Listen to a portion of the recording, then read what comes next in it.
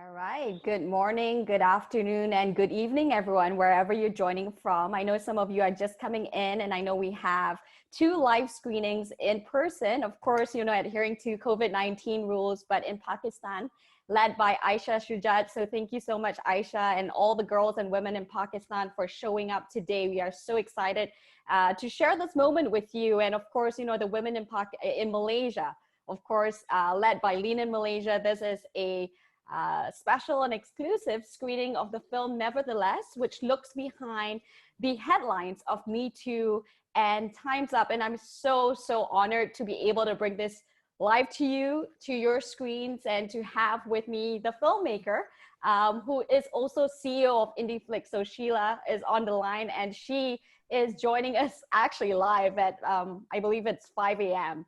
right now. So thank you so much, everyone, for making the time. This is going to be exciting. A little bit on Lean In Malaysia that is anchoring this event. Lean In Malaysia was founded by myself and Abir Abdul Rahim in Malaysia back in 2015, when we looked around us and didn't see the role models that we wanted to aspire to. There was a lack of women in leadership. And as we sort of looked deeper into why this was the case, a few things stood out, which was the fact that ambition for a woman can be seen to be a dirty word.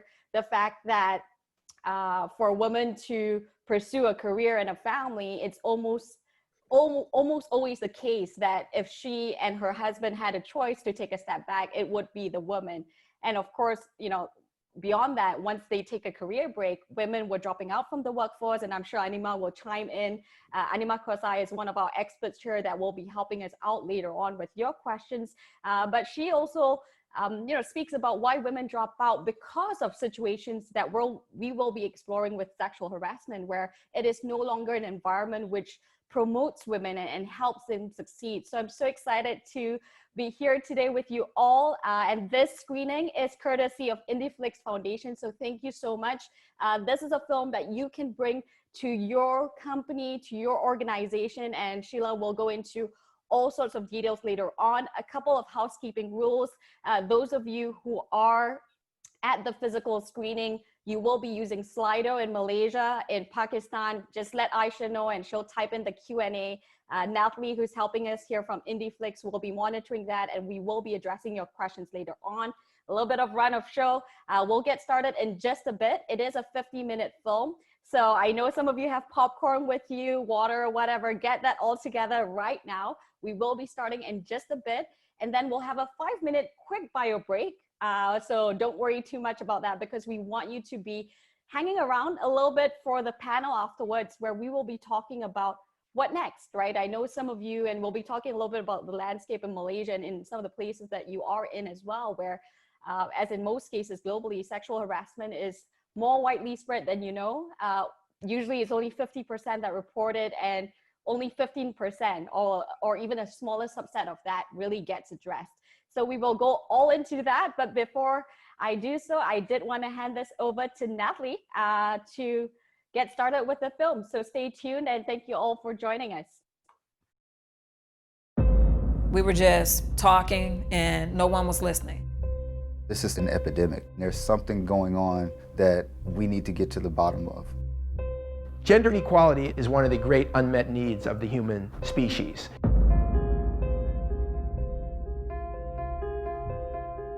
It was like the secret everybody knew, but nobody was talking about yet.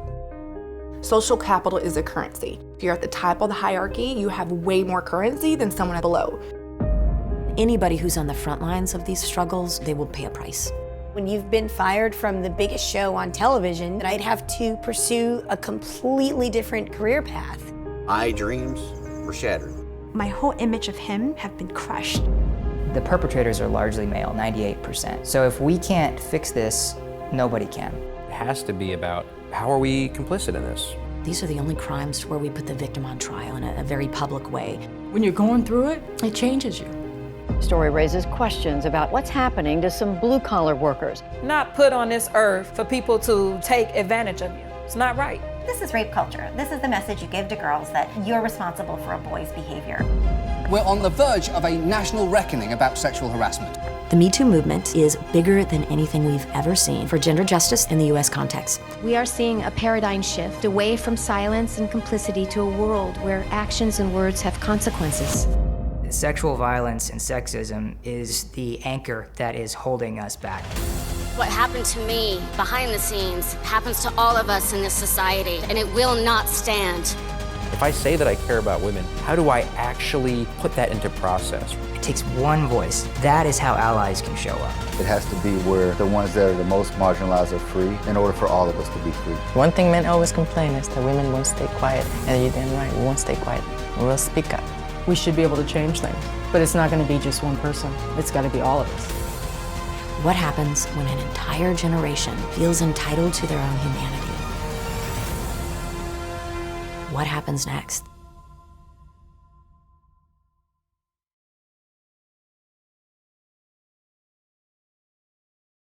I feel the same way every time I watch it. I get the goosebumps.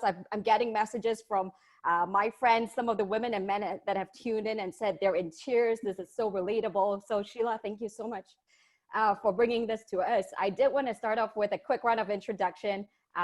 Sumitra, why don't you do a quick 5-minute about yourself, and then we'll jump into the others and get their reaction since we've heard from you as well. Okay.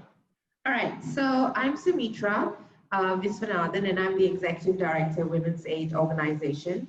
So we're a feminist organization, and we work to advance gender equality, end violence and discrimination against women and girls. So we've been around since 1982, and you know, in all of that time, have just amassed, you know, such a weight, huge numbers of survivors' experiences, stories, and also channeled all of those lived realities into the work that we do to change the environment, to change the country, both substantively, structurally, and also culturally. I came on board as executive director in 2015, having taken over from one of Malaysia's foremost feminists, Ivy Josiah. And since then, you know, I have been really so humbled by the trust that so many women and girls have in Women's Aid Organization, that they reach out to us to seek that support, to add their voice, to build a tribe, to push forward this movement that we need amongst men and women to change Malaysia, to make Malaysia a better country for women, and in that way, a better country for us all. Thanks, Sumitra, and wonderful to see you. And you know, WAO has been our counterpart in Lean In Malaysia to really drive feminism, and very much needed. So I'll jump back to you with regards to the landscape a little bit there. For some of our folks that are joining from America, may not know about the landscape in Malaysia, which is a Muslim majority country, multiracial, but still, you know, with the rights of women, as I always say, there's so much more to be desired, which inspired both of us to do the work that we do. And Animah, I did want to jump to you. A quick introduction of yourself and quick reactions of the film. Hi so much, Sarah, for inviting me to this session. Absolutely loved the film. I thought it was brilliant. I agree with Sumitra. It covers all the high points. But very quickly about me. So I'm a lawyer by background, and I now live in London. But I worked about 24 years in Malaysia, first as a lawyer and then in-house in the oil and gas industry. But one of the things I did when I was working in the industry was actually roll out policies looking at sexual harassment as well as bullying and ethics and all that sort of thing.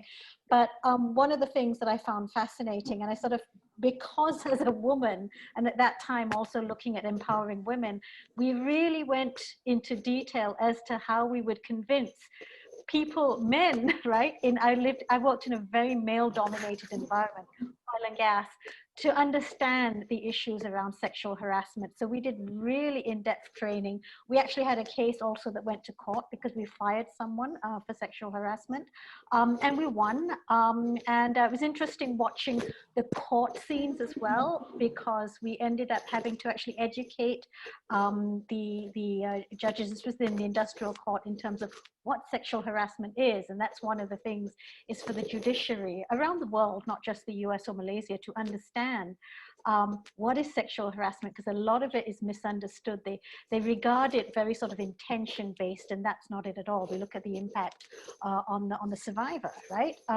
So we did a lot around that, and that's when I sort of suddenly became an expert, although I wouldn't profess to be one, on sexual harassment. So by the time Me Too rolled around, and I was already in the UK at the time, I actually contacted Cheryl Yeoh as well and wrote something following her own case by Dave McClure.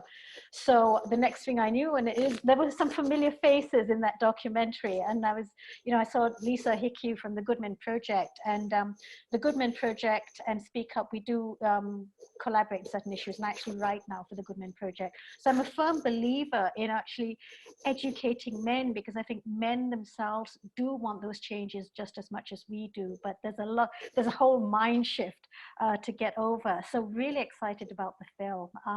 But I'll stop here and wait for actual questions later on. Perfect. Thank you, Animah. And Sheila, turning over to you, The Woman of the Hour. What a fantastic film. I think you've screened this. I don't know, this might be your 50th time seeing it, but how does it make you feel? Just curious to hear from a filmmaker, how does it make you feel to see this in action, and how has the response been globally? I remember the very first screening we had, and Sarah Moshman, I'm sorry she couldn't be with us today, the director, she called me when she had this idea to make this. She was pregnant with a girl at the time, her first, and she told me she wanted to make this film, and I really was like, I was nervous because I felt like I don't know how I can help. I don't know anything about this. I mean, I've lived it, I know it, it felt so big, I didn't know how we were going to tackle it. And of course, the only way I know how to do anything is through film. So I ended up saying yes. We embarked on this journey. And when we screened it the very first time for a live audience, pre-COVID, because the film was released in March. So we did a screening right before that in Los Angeles. We had a standing ovation. And the energy in the room, but also the hope. There was so much that we were all learning. There's a lot in the film. For me in particular, all of the terminology, right? Like starting to understand how it all works, where the walls are, where the challenges are, which are seemingly everywhere sometimes.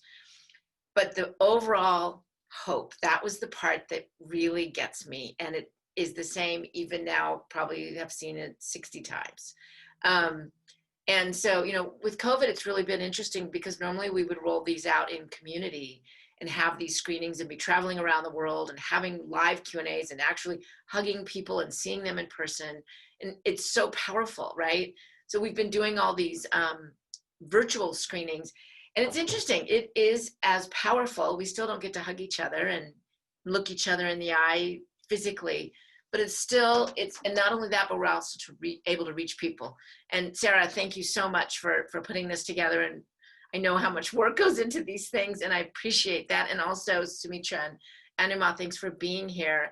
I feel like I will learn a lot from all of you. So no, thank you. Let's get into the questions. Thank you. And I see a lot of questions, but before that, I did want to, I know there are some in the audience that are new to this topic altogether, some that may come in with ignorance but wanting to learn more, and I always say that is the perfect starting point. And to what you presented in your film and Sarah Moshman's film, Sheila, the fact that this is both a men and women's issue, I think it's so important to highlight, and that is it is our responsibility, and being a feminist should be something that everyone wants to continue to be, because that's the right thing to do and it benefits all of us. So Sumitra, I did want to jump to you at this point. In terms of actually painting the landscape in Malaysia, I know from the last time some of us who attended the session with you, you highlighted how only 50% of the cases are actually reported in Malaysia. Can you talk to us a little bit about the landscape in Malaysia for those of us who are tuning in, say from America and all that, in terms of what it looks like? What is the expectation on women, and why is this such an important topic for you? We know that sexual harassment in Malaysia is prevalent, and how do we know this? Simply from the numbers of women who reach out to us, not just through our hotline, but also through our various social media platforms. We know that it's rife not just in the workplace, but also in social occasions, in the gym, yoga class, and so forth. So it's rife, and the question is why? It's rife because fundamentally in Malaysian society there is inequality, there's gender inequality. Women are seen as lesser, women are seen as deserving of less, and women are basically perceived as easy game, open game for predators and perpetrators. Now, the fundamental problem is that the law does not protect sufficiently. Right now, in order to get some form of redress for sexual harassment, either the woman needs to rely on the criminal justice system, and of course the standard of proof there is always problematic, the standard of proof being beyond a reasonable doubt. And when you have a sexual harassment claim where it can frequently be a he said, she said situation, the criminal justice system is not primed to deal with those sorts of situations.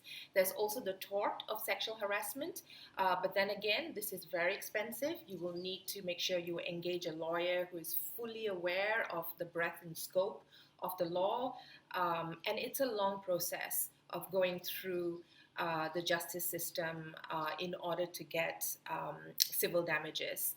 And it's very, very difficult because, as you know, when a woman faces sexual harassment, what it does is it diminishes her self-confidence, it diminishes her self-esteem, it makes her feel less than what she is or what she should be. And frequently, there will be instances of women facing depression and so forth. So going through a long and drawn out legal process in that instance is very, very difficult.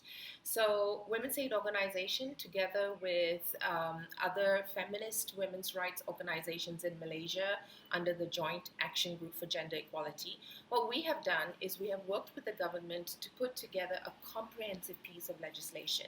And that legislation doesn't just identify what sexual harassment is, it also identifies forms of redress that will be accessible and available to women as and when it is needed to protect them, to protect their rights from sexual harassment. Animah, maybe you can give us a little bit of the global context. So being a Malaysian in London, what you've seen globally, how is the situation in Malaysia? Talk to us about, some of the stereotypes and why this is still very much prevalent in our society. So in Malaysia, I thought, okay, sexual harassment is a real problem. And then I moved to London, it was, whoa, right? It was bigger. And a lot of people are surprised when I say this, because women in the UK actually put up with, meaning they think it's normal, more physical type of sexual harassment, as well as a kind of banter, the locker room banter that the writer of the Friends portion was talking about earlier. That's fairly common, and the women here are typically very dismayed about it, but don't feel comfortable speaking up and saying anything because then they'll be labeled as, oh, you don't get it. And that's common in Malaysia, but maybe to a lesser extent. It's interesting because I find that men are less likely in Malaysia to say certain things, which they have no qualms saying or doing in the UK and probably in the Western world as well. So it's really interesting seeing that sort of distinction. But I would say on a global level, coming from the legal profession, I was interesting, there was this statistic, 1 in 3 women are sexually harassed. That actually is spot on with this survey done by the International Bar Association of over 8,000 lawyers around the world, including Malaysia. And they found that 1 in 3 women lawyers and 1 in 14 men lawyers have been sexually harassed. And often we don't talk enough about men being sexually harassed. They're a little bit ashamed to admit that, but it does happen. So it's and the other thing is this, the legal profession was described as being really rife as far as sexual harassment is concerned. The top, interestingly enough, was actually Australia. Malaysia kind of was in the top quartile when it came to workplace bullying. So that's another area that I'm very, very passionate about.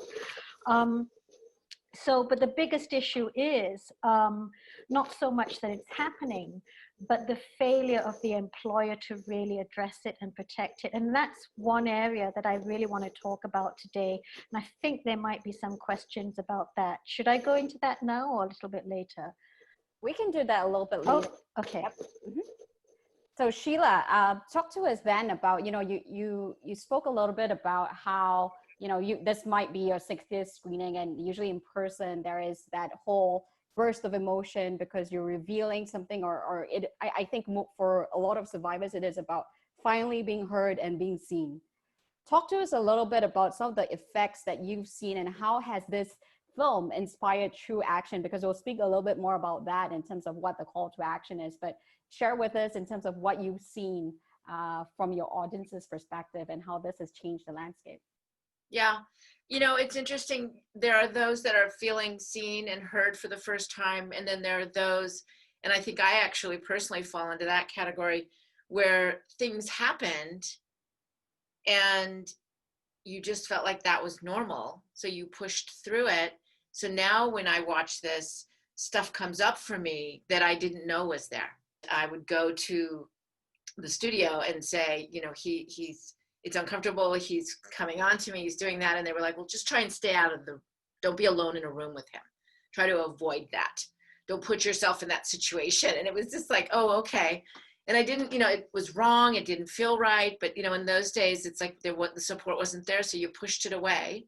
And, I heard another story about a woman who, she got hired fresh out of college to be on the field interviewing the football players and the athletes.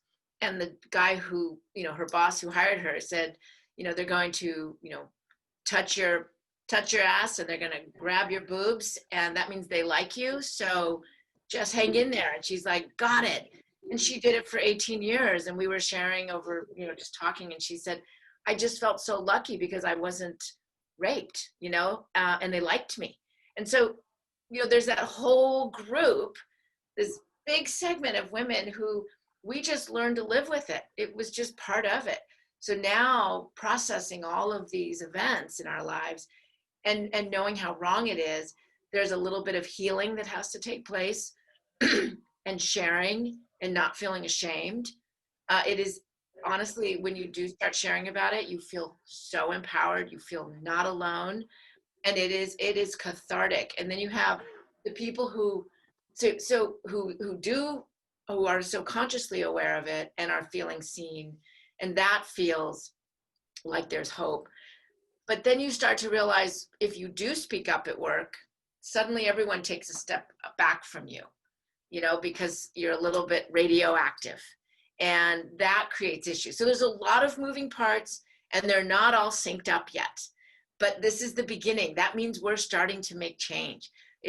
Everyone's getting uncomfortable, and that's a good sign. So, the film, you never know when you make a movie what the response is going to be, but every single time it is moving and emotional.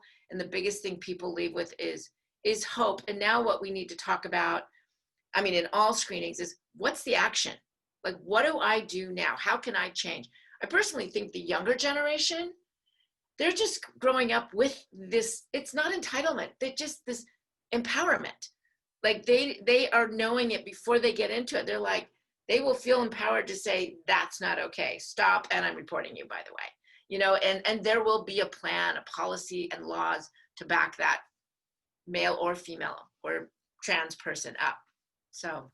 Yeah, Sheila, that's really an interesting perspective. And I think you touched upon this on the film as well, in that the phrase of entitlement, right? The generation of women, many, today around the world have a level of entitlement that this is a treatment that they deserve after years of fighting, but also at the same time in many parts of the world, in developing countries, in places like Malaysia and Pakistan, there is so much more to be desired.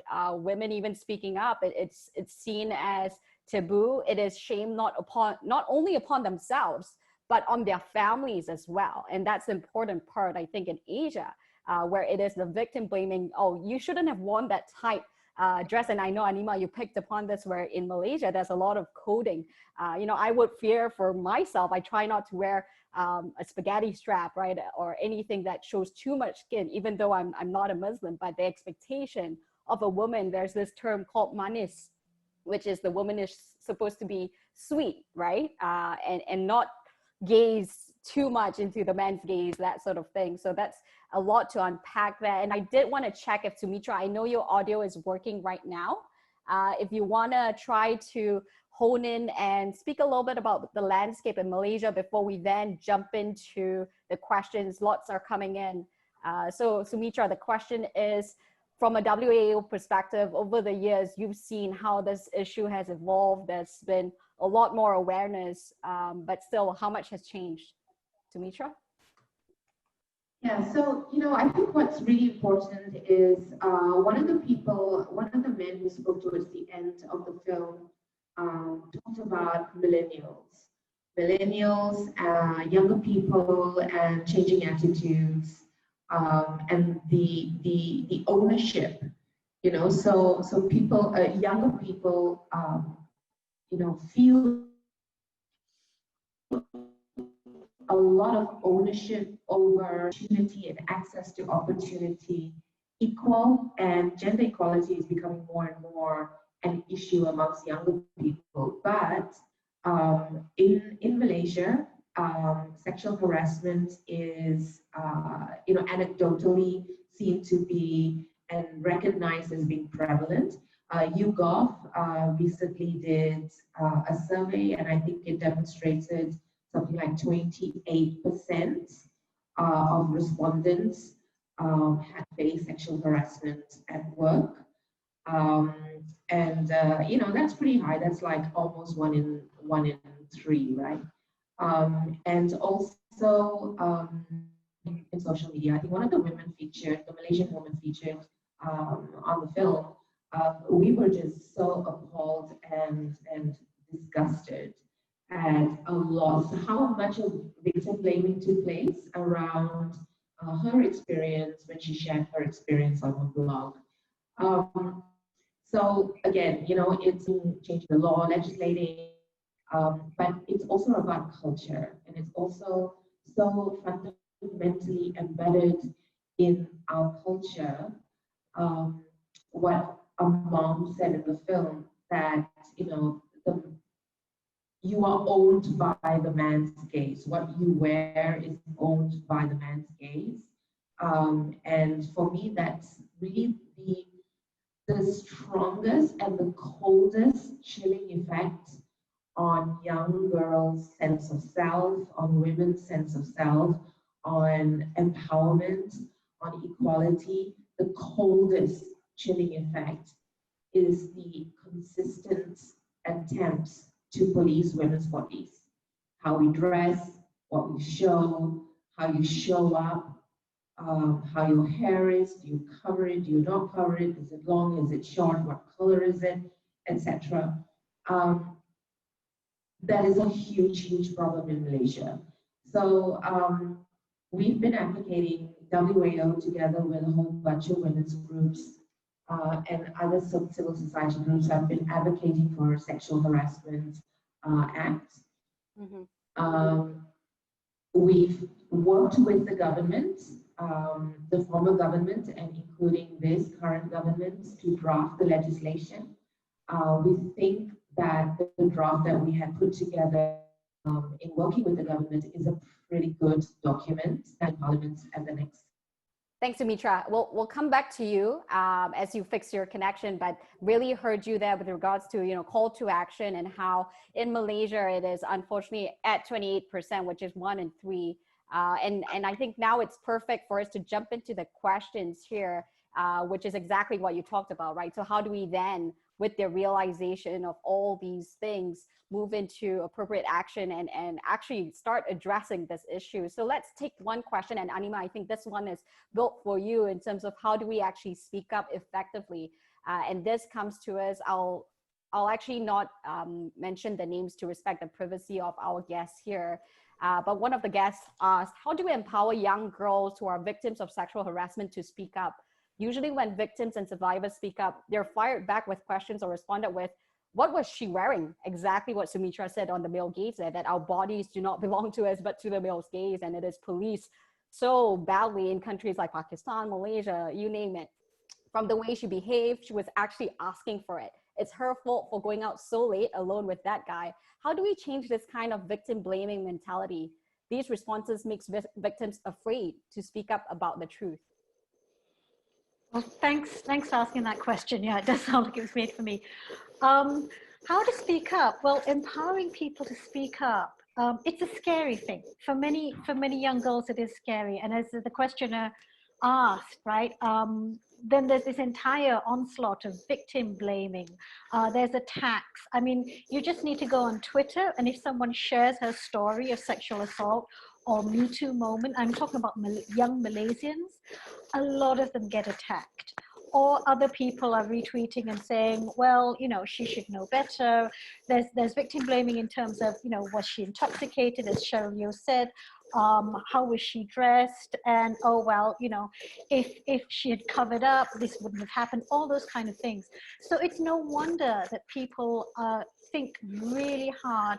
Those that we see speaking up are the ones who are aware that this can happen, and they'll do it anyway, and hopefully having found their support. Because if they don't have, I'm talking about emotional support, not even legal support, emotional support, because if they don't have that, it's really scary. If you think about what a victim has gone through,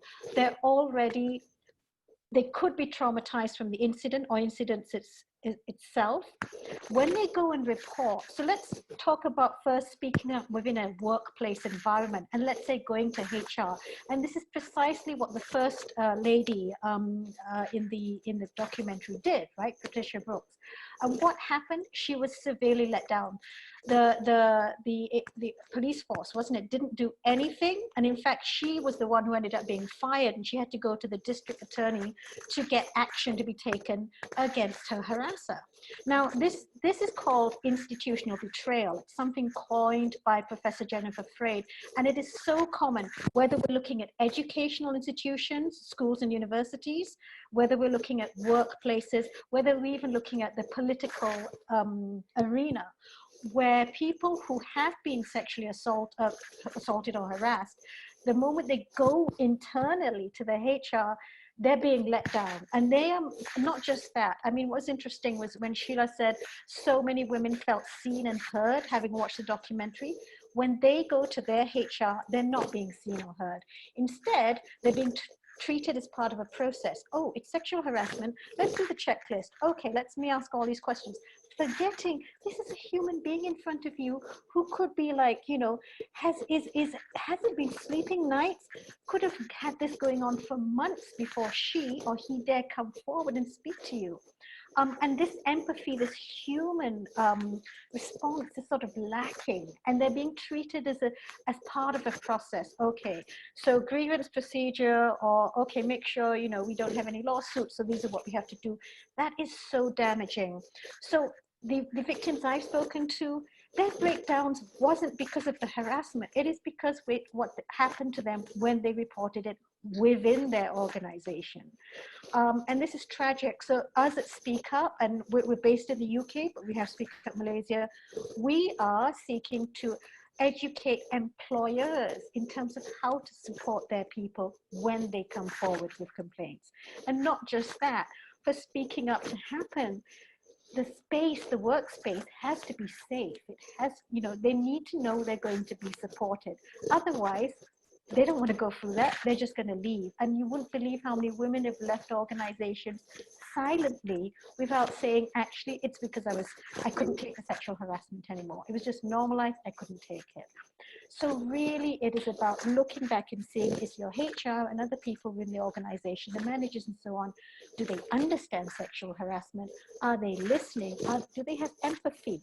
And they're not dismissive of the survivor's story. Like, you know, it's just listen. Most of the time, all they want is for someone to listen and believe them. That's just the first step. It's not difficult, but we get it so wrong.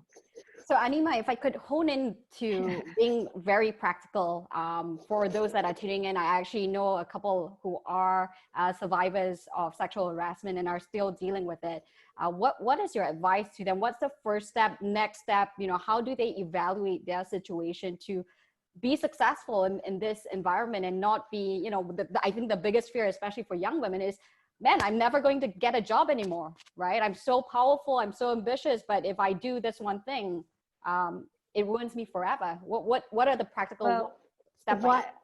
So if you're going through it, right, if it's happening to you right now, the first thing is, sometimes women don't realize, is this sexual harassment, or maybe it's just, I'm just oversensitive.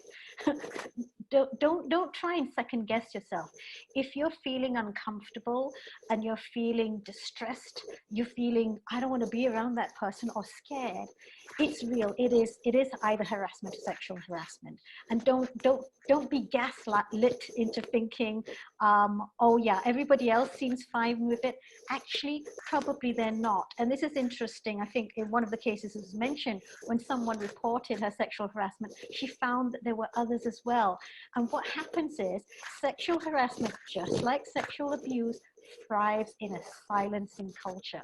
So the main thing is, if it's happening to you, talk to someone else in your workplace. Preferably a woman, probably, but whoever you trust. Find your confidant, your friend, even before you go and report it, because it helps have someone to say, you know what, that is wrong. But don't go and pick someone who's going to second guess your every move and say, what did you say to him? Well, you shouldn't have done that. That's really disempowering. But someone who supports you, who listens to you and understands your feelings. So the first one is find someone to speak to.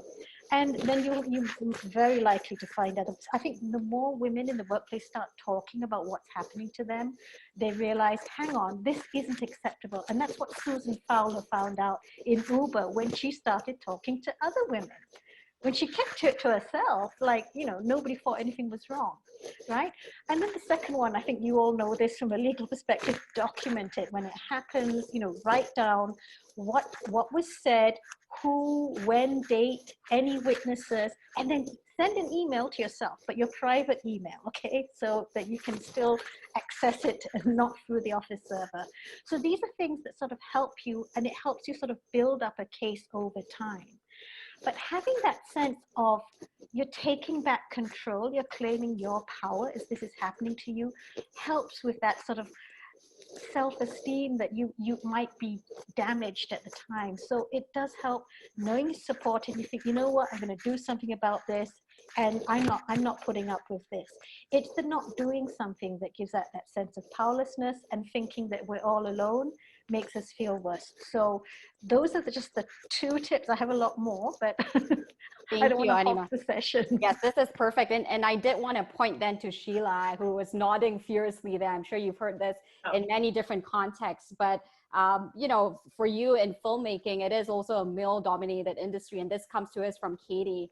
As a woman who is in the presence of powerful men, often and harassed by way of intended compliment, how do you address it? As an example, she's been told, it's a shame we can't be on a Zoom call opposed to a phone call, as I would like to see your pretty face. How do you address that? I think, in the old days, you would say, oh, yeah, well, and you think, oh, it's a very uncomfortable, icky compliment. But in today's world, I actually now would say you have to be careful with that kind of a comment, because some women will not think of that as a compliment. It will come off as sexual harassment. And I'm now feeling very empowered to inform and educate and bring awareness, like with children, when they're acting out, that's a teaching opportunity, right? So when I see male or female, right, like even with the whole Black Lives Matter is we've all been given permission to correct each other, to educate each other. And so I'm less afraid to speak up. I also think when Animah was sharing some things we could do, I also think, having had multiple conversations with corporate screenings in those Q&As, while they're still trying to figure out, there's the chicken and egg, there's the policy, and then there's the law, right? Like figuring all of this out, and what do corporations do? What is the protocol? It's still being created by everyone speaking up and starting to see patterns and what's okay and what goes over well and what is a struggle. But I think speaking up too to the person who in the moment is doing the action, that's saying or doing something that makes you feel uncomfortable or that it's harassment, correct them. Say, you know what, that actually makes me really uncomfortable. And I just want you to know that, rather than going straight to HR or, and telling someone, he said something to me in the elevator and it made me uncomfortable. Like, we also have to have the courage to be bold, to step up, to say, that's not okay, and put those boundaries down. I have seen it so many times in Hollywood, not just sexual harassment, well, plenty of that, but also, oh, you travel a lot. Who watches your children, right? Or what a great business model. Who helped you come up with it? So it's double whammy, right? Like, oh, I'm a woman in this world. Well, so how is it that you're able to do all this? It's like, I'm just doing it like you, right? Like, so I think we're in a time now where we can really crack open that conversation and in the most dignified and respectful and kindful way, reflect it back to the person who is doing this to you, or as in my case, the room of men that were, and then they were so sweet because they're like, let me walk you to, do you want me to help you get your parking ticket validated? Here, let me help walk you let me carry your things. Let me help walk you to the elevator. I know they were just being polite. They were just being kind and what they thought was respectful. And if you ask them, they would probably say, oh, equality all the way. I don't see that. I think there's a lot of ignorance. There's a lot of, they just don't also realize that they're being, that they're acting in the way that they are. So we need to now educate and correct people.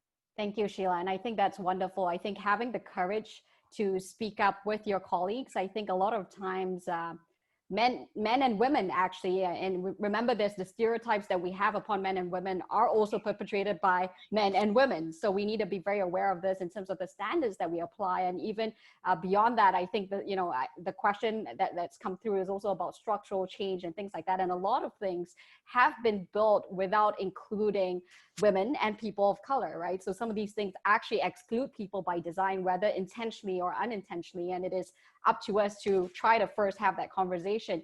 Now, this then brings me to Sumitra. Thanks for coming back here. Question is from Akram, and it is in a Malaysian context of how we have a big issue of toxic masculinity, especially prevalent among our political leaders itself. I, for one, would like to see more diversity within our country's leadership, but how do we empower more women to be a part and strive in such a toxic environment? So speak to us a little bit about your thoughts there and what we can do in Malaysia, Sumitra. Yeah, so we used to have this initiative called Ayo Watla, and it's like colloquial, it's like, oh my God, sort of thing. And Ayo Watla would actually pick up on all of these sexist messaging by politicians, and every year there would be sort of like an award show, the most sexist comments and so forth. So I mean, everybody would be entered, because every single major politician in Malaysia would have said something that would make us go ayo watla, So yeah, and also it's worth noting that Malaysia's position on the global gender gap rating is actually pretty low. I think right now we're like something like 103 and slipping. And so much of it is because of the low participation of women in politics. The space is made so toxic. Right now, we have like women politicians who are subjected to rape threats on social media. They are judged on the basis of how they look. And then again, if a woman politician has a family, has children, there's always that question of, how do you make it work? how do you balance all of your responsibilities and so forth. So a lot of problems, a lot of difficulties when it comes to the political elite and also the power structure. I actually am very, very hopeful, again, very, very hopeful for young people, for young children.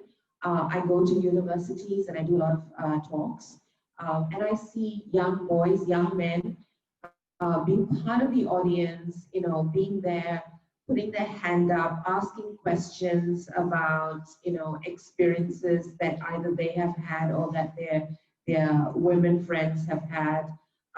You know, wearing T-shirts with like feminist across the front, and you know, not into sloganism or anything, but it's just that demonstration that we can make it better, we can move towards better things, we can move towards more equality. I think toxic masculinity is a huge problem. It is endemic. It comes from, you know, the very beginning, how we raise our sons, how we raise our daughters, what we teach our sons, what we teach our daughters.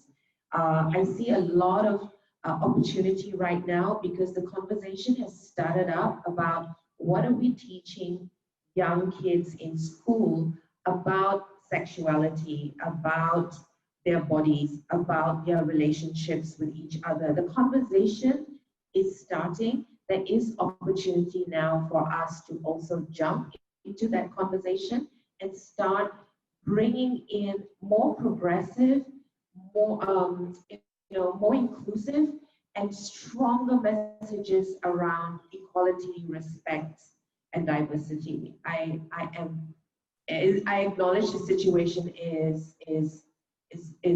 pretty bad, I would say, when it comes to toxic masculinity, but I also believe that there is huge opportunity for change. Thank you, Sumitra. And while you're on, I did want to, you know, pick up on your last point there on others playing a role as well. And this comes from Pakistan in terms of male allies. So I know there are a couple of male allies that are tuning in here. What is your message for them? And how can they be supportive when, you know, I think in many ways they're embarrassed too by their own population that is perpetrating this behavior that is not what they grew up with. What is your advice to them? Sumitra?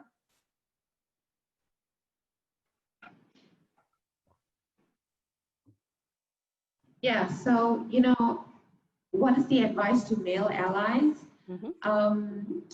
You know, it's just be there, be out there, and speak up.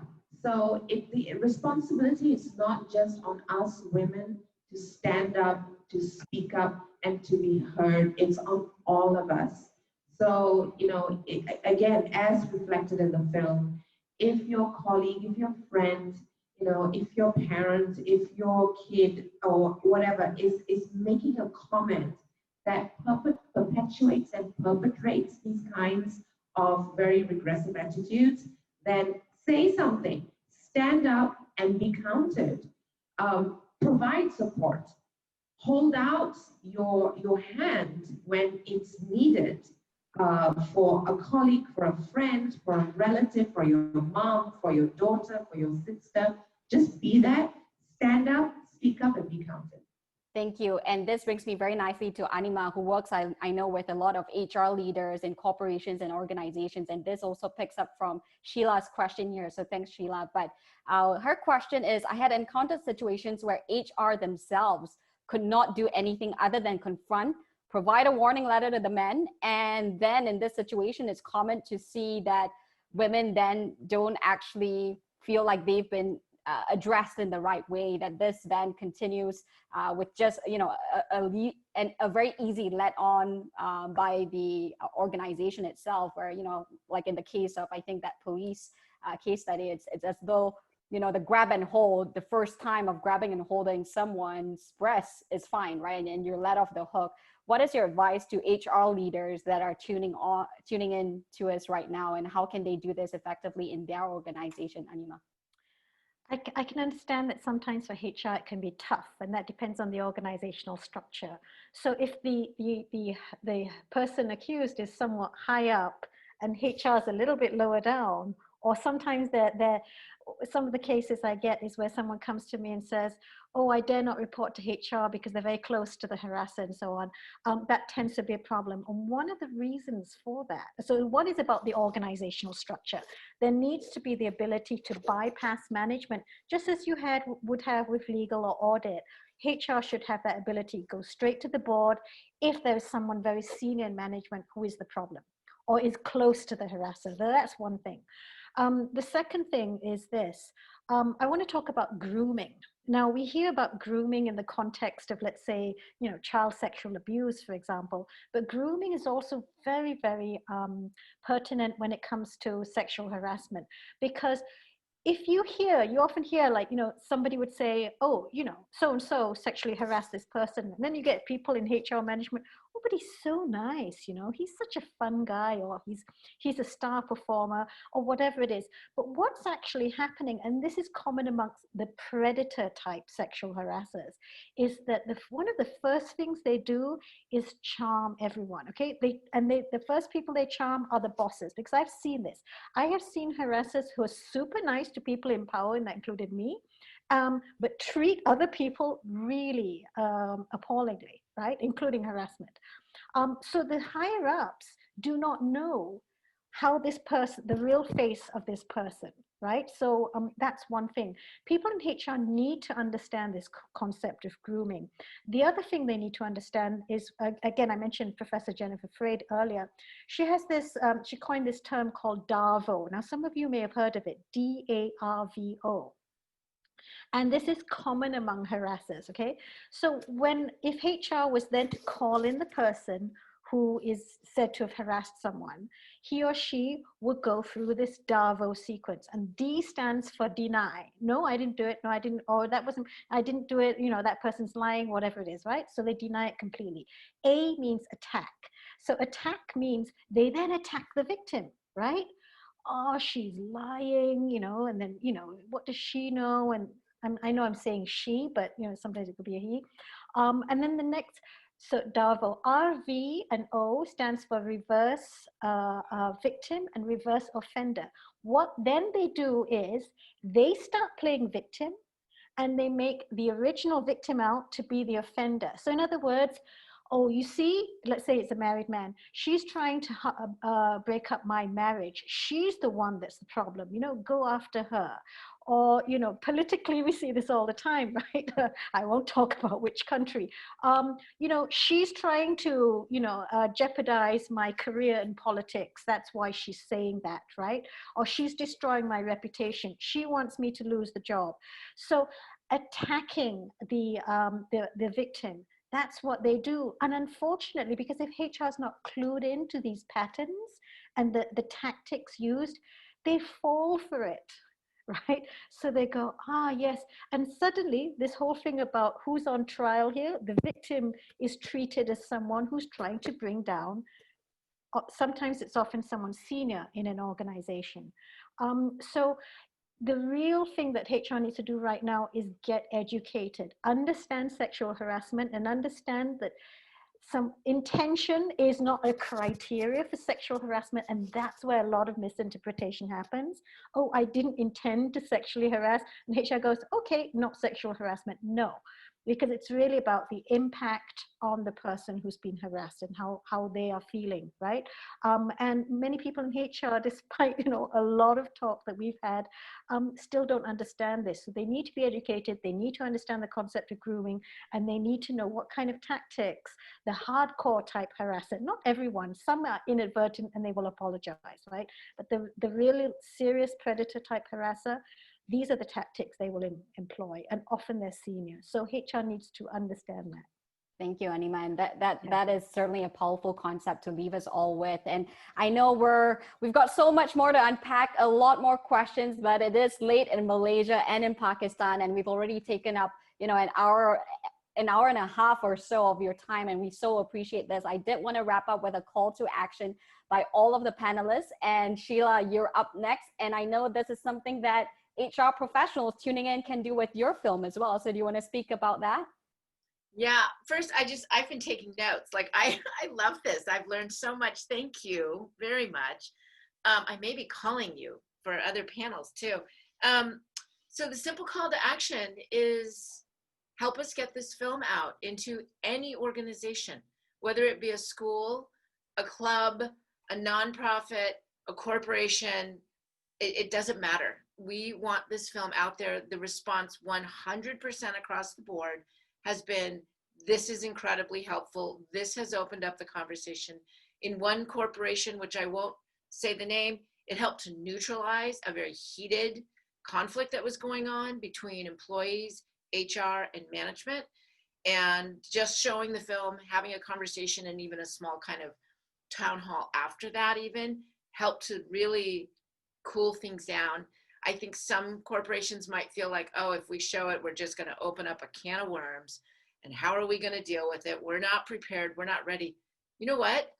Nobody's ready. We need each other to be part of this conversation so that we can fast track progress and we can get there. Like, we all have to be part of it. Women, men, we need to speak up. We need to acknowledge this whole, like, those that are sort of unintentional and naive, and then the ones that are predatory. Like, that is such good learning. And the more we can share information with each other, share things that are working by having conversation, the sooner we'll get to a healthier place. So you can go to neverthelessfilm.com. You can also, Natalie has put in some links in there. You can also go to Indieflix.com and you'll be able to find your way to Nevertheless. We're happy to accommodate you and bring the screening to your community. We make it super simple. Thank you, Sheila. Thank you so much. And now I'm turning over to Sumitra. So this is ending call to action from your point of view, but also I did want to bring in a very important question here that came in through Slido. Can the panel also address, so perhaps in your closing comments, the relationship of dealing with harassment and abuse? It seems that the examples from the film is of women who have access to wealth. What about the poor? Can you speak a little bit about that and what everyone can do? Yeah, so first to address the call of action, and I would say to the Malaysians who are watching this, we are pushing for advocating for the sexual harassment bill to be tabled at the next session of Parliament. Please go to our website or follow Instagram or Facebook and lend your voice to the campaign to advocate for the sexual harassment bill to be tabled and to be passed. So that's my call to action, and I am so excited to see how we can work with Nevertheless. It is going to be so powerful. Yeah, so what do we do with women who don't have access? You know, by having the Sexual Harassment Act, and also with all the instruments and mechanisms to enable access to protection of the law, it means that, you know, it's going to cost less. It doesn't mean that you have to engage a lawyer and go through, you know, to try to establish a tort, or that, you know, you have to keep pushing the police and keep pushing the DPP to you know, pursue a criminal complaint and so forth. We are hoping that the bill, the act, and also the mechanisms within that will actually facilitate women's access to justice, to protection from sexual harassment. Thank you, Sumitra. And over to you, Animah, to wrap us up here in terms of a call to action. Well, first I'd like to answer that question. What can we do to help women who may not have the means, right? And my first answer is open your eyes. They are everywhere. Sometimes you could be in a shop where you see something happening and you can intervene, you can speak up. Maybe it's someone who's serving you in a restaurant or in their food court, and you can immediately sort of step in and ask if they need support. And even in your workplaces, and I'm going to share very quickly a story that actually a general counsel shared with me, and this was a Malaysian company. They rolled out their sexual harassment policy. They would talk about it a lot. And one day, as she was traveling to the various offices, she got approached by the cleaner who would clean the men's toilets. And you know what was happening? Every time she went into this particular man's toilet, there would be this man there who would start masturbating when she went in. right? And this had been going on some time. And because she felt, well, who am I? I'm a cleaner. There's nothing I can do. She never told anyone. But because my friend had been going around giving these talks, she finally built up the courage and spoke to my friend, who said, that's absolutely wrong. They ended up firing the guy, but this actually ended up in the board of this company, this case, I mean, talking about the incident. And the board was absolutely appalled. But this is the thing, because this general counsel was so approachable, that anyone could go to her. And it's just a matter of opening your eyes. They can be in your own workplace. You don't have to look very far, and be aware of what's happening. So have these conversations, and people will actually, I mean, I have people coming up to me as well, to my office, and saying, you know, this is going on. Or they would talk about their friends, you know, for example, cleaners in other companies, and say, what can I do?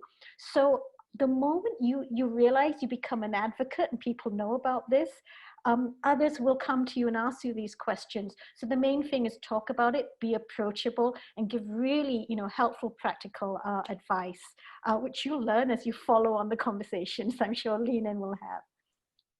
Great, fantastic, ladies. Thank you so much for all of that. I think that was a great way to wrap up what was truly an amazing session, starting off with the film, which really opened our eyes. You know, we're starting to listen a little bit more. So if all of you could all continue to support your friends, your colleagues, people you work with, by opening your eyes, being approachable, and being seen to be an ally, you know, publicly. I think that helps a lot, because as I have done as well, you know, women have reached out to me, and then I reach out to experts like Animah and Sumitra to see what we can do together, because it's important for us to continue to step up, speak up, and address what is not okay. This is not okay, and we must strive for true gender equality, because it is what will empower both men and women. So thank you so much, ladies and gentlemen. Thank you to Indieflix Foundation for bringing this to us in Malaysia, Pakistan, Singapore, and everyone else who has joined us across the world. I know today we had about 100 attendees join us live and virtually. So thank you for that. The recording of this panel will be online. But if you'd like to bring the film to you, please, as Sheila has mentioned, email them, email Natalie, who's put in the links on the chat there. We would love to bring this to you. Thank you so much. Take good care and do your part. Thank you.